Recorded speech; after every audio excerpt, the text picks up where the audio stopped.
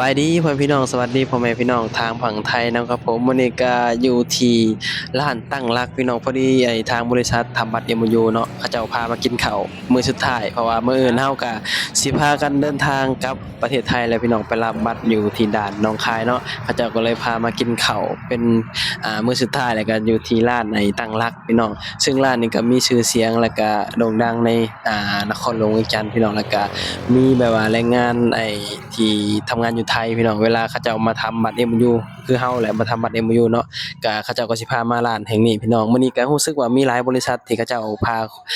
คนที่ทำบัตร MOU มากินข้าวพี่น้องมีอยู่3-4บริษัทเนาะก็ที่แน่ๆก็คือบริษัทที่เฮาเฮ็ดบัตรเลยพี่น้องเขาเจ้าพามาร้านนี้เนาะนี่เลยบรรยากาศพี่น้องตอนนี้ก็กำลังแบบว่าสิพากันเข้าไปแต่ว่าก่อนเข้าเขาเจ้าก็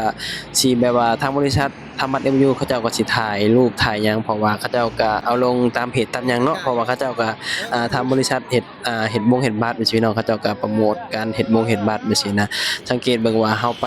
ทุกที่ก็เขาเจ้าก็สิถ่ายไปสิพี่น้องเนาะไปเที่ยววัดไปแบบโน่นนี่นั่นเขาเจ้าก็สิถ่ายไปสิเลยเนาะนี่คือบรรยากาศก็ถือว่าหลายคนเด้พี่น้องก็เสียเบิดไปแบบหลายล้านอยู่เลยเนาะถ้าเกิดว่าเป็นเงินกีบนะเบิดไปหลายล้านแต่ว่าบ่ฮู้ว่าเบิดไปเท่าใดเพราะว่าทางเจ้าของบริษัททำบัตร MOU เขาเจ้าจ่ายส่วนเฮาก็คือแบบว่ามีหน้าที่กินอย่างเดียวพี่น้องส่วนเขาเจ้าก็มีหน้าที่จ่ายเนาะ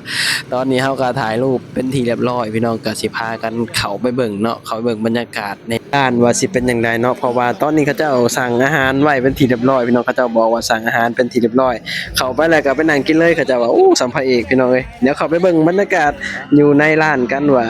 บรรยากาศสิเป็นจังไดพี่น้องแล้วก็เขาเจ้าเล่นดนตรีหรือว่าร้องเพลงสิม่วนบ่สำหรับแบบว่านักร้องอยู่ที่พังลาวพี่น้องเดี๋ยวไปเบิ่งบรรยากาศอยู่ในร้านกันเลย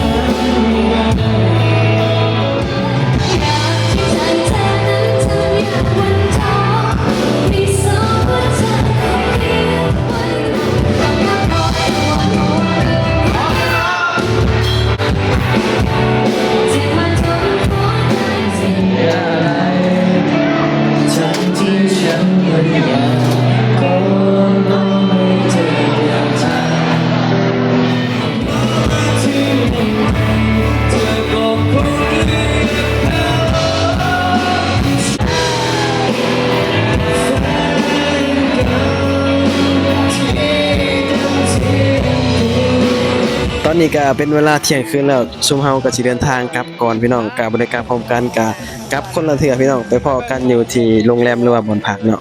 ที่กินเลี้ยงมาพี่น้องเฮาก็สิได้เข้าบ่อนพักแล้วบัดนี้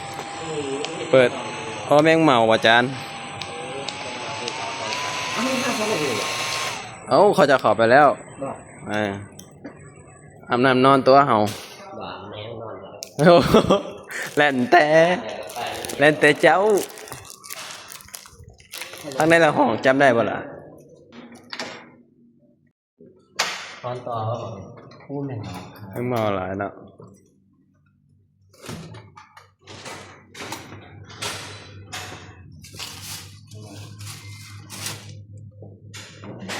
หอนหองเป็นทีเรียบร้อย